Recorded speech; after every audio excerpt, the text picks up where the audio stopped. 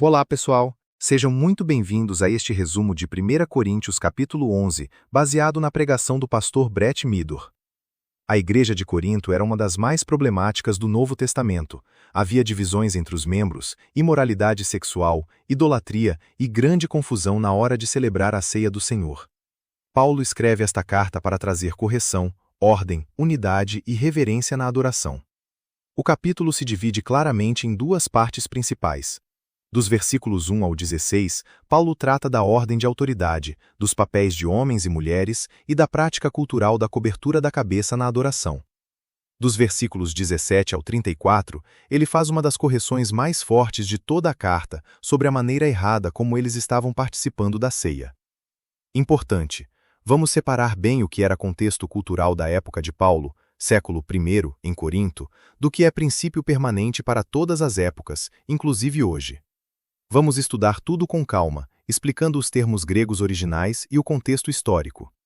Prepare o seu coração, porque esses ensinamentos continuam extremamente relevantes para a igreja de hoje. Começamos pelo versículo 1, onde Paulo dá o tom de tudo. Paulo inicia o capítulo dizendo: "Sejam meus imitadores, como também eu sou de Cristo." Ele está encerrando o ensino do capítulo 10 sobre fazer tudo para a glória de Deus e agora se oferece como exemplo prático. É como se dissesse: observem como eu vivo e sigam o meu exemplo, pois eu sigo Jesus. Isso é uma responsabilidade grande para pastores, pais, mães e todo cristão. As pessoas ao nosso redor estão observando nossa vida diária. No versículo 2, Paulo elogia os coríntios por se lembrarem dele e guardarem as tradições. A palavra grega paradoses significa os ensinamentos e práticas apostólicas que ele entregou pessoalmente a eles, e não tradições humanas ou rituais vazios. Porém, logo em seguida Paulo vai dizer 3 vezes, "não vos louvo", mostrando que parte desse elogio pode ter sido sarcástico, pois os coríntios nem sempre obedeciam. Agora entramos no tema central do primeiro bloco, a ordem de autoridade que Deus estabeleceu. No versículo 3, Paulo declara: "Quero, porém, que saibam que Cristo é o cabeça de todo homem é o cabeça da mulher, e Deus é o cabeça de Cristo." A palavra grega para cabeça é kepalé, que carrega o sentido de autoridade, liderança e supremacia, e não apenas fonte ou origem, como alguns tentam traduzir. Os termos aner significam qualquer homem, e gune significam qualquer mulher. Não se trata apenas de marido e esposa, mas da relação entre os gêneros em geral.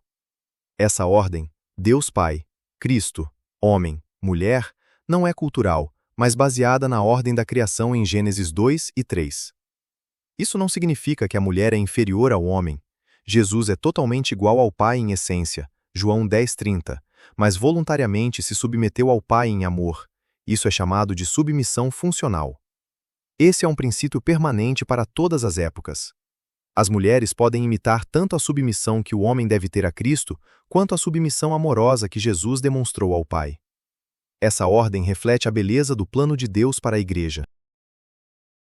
Antes de continuar, é importante entender 2 visões principais sobre esse assunto. A visão igualitária defende que homens e mulheres são iguais não só em valor, mas também em função e autoridade. Para eles, não existe diferença de papéis baseada no gênero. Mulheres podem ocupar qualquer posição na igreja, incluindo pastora e anciã, e no casamento, as decisões devem ser sempre compartilhadas igualmente. Eles interpretam que a ordem de 1 Coríntios 11:3 era apenas cultural, válida apenas para o século I, e que Gálatas 3:28 anula qualquer distinção de papel. Já a visão complementarista afirma que homens e mulheres são iguais em valor diante de Deus, mas possuem papéis distintos e complementares, conforme a ordem da criação em Gênesis 2 e 3. O homem tem a responsabilidade de liderança amorosa sacrificial, e a mulher tem o papel de apoiar e completar essa liderança com alegria. Não é inferioridade, mas harmonia divina. Vamos ver agora como isso se aplica ao contexto de Corinto.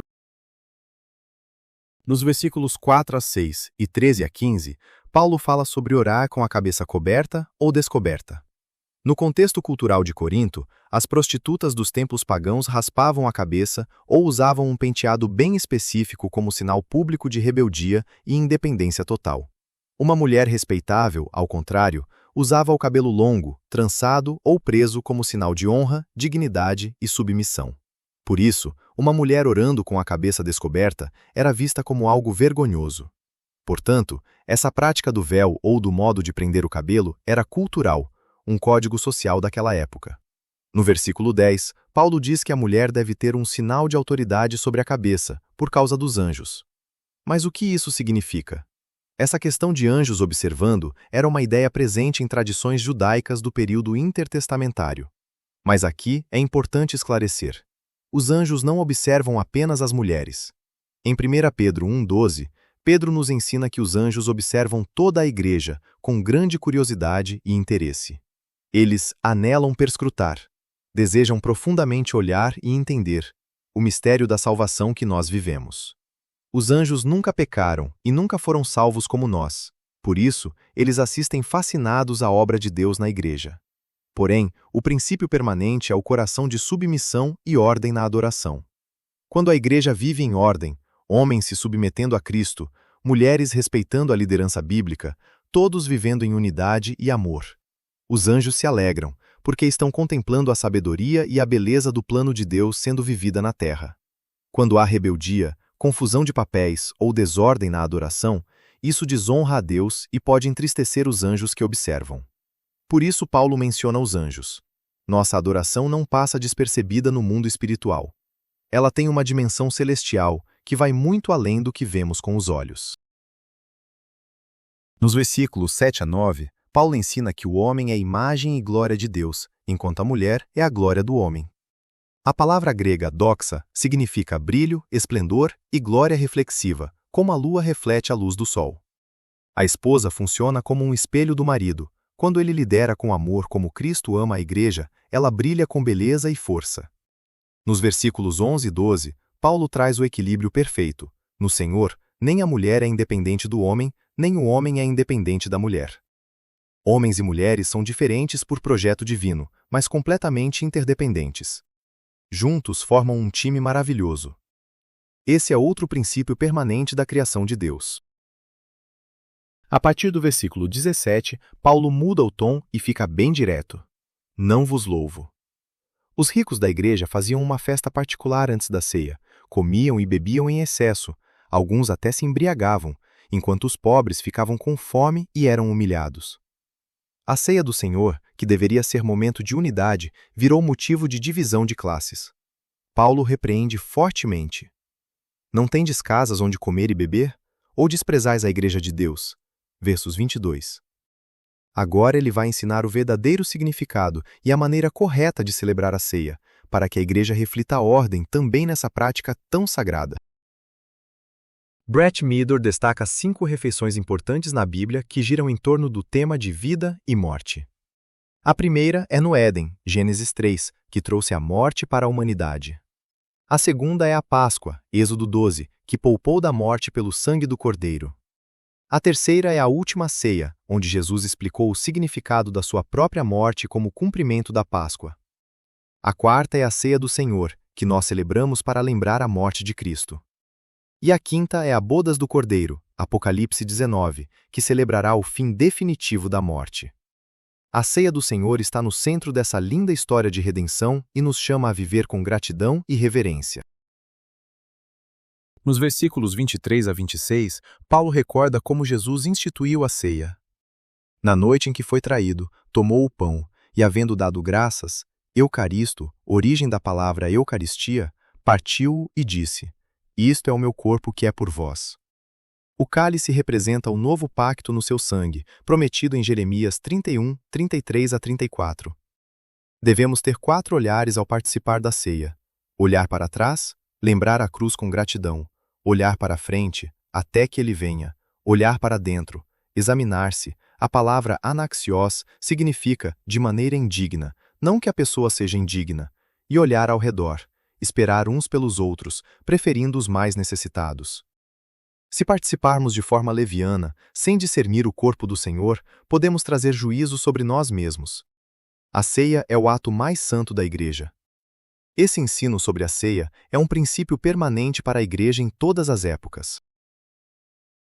Resumindo, 1 Coríntios 11. O véu, o cabelo e o penteado específico eram contexto cultural de Corinto e não são obrigatórios hoje. Mas os princípios eternos permanecem. A ordem de autoridade. Cristo é o cabeça do homem, o homem é o cabeça da mulher. O coração de submissão voluntária, a reverência na adoração e a celebração digna da ceia do Senhor. Os homens são chamados a liderar como Cristo lidera a igreja, com amor sacrificial. As mulheres são chamadas a refletir essa liderança com um coração submisso e alegre. Para as mães solteiras, Cristo é o seu cabeça direto. A igreja deve oferecer cobertura espiritual, apoio e exemplo masculino para os filhos.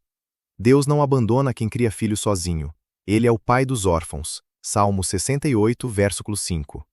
Na ceia do Senhor, devemos participar com gratidão, autoexame sincero, esperança da volta de Cristo e amor uns pelos outros. Que possamos viver esses princípios com fidelidade, para que nossa adoração seja agradável a Deus e nossa igreja seja um testemunho vivo até Jesus voltar. Amém. Obrigado por assistir. Deixe seu like, comentário e compartilhe se este estudo te abençoou.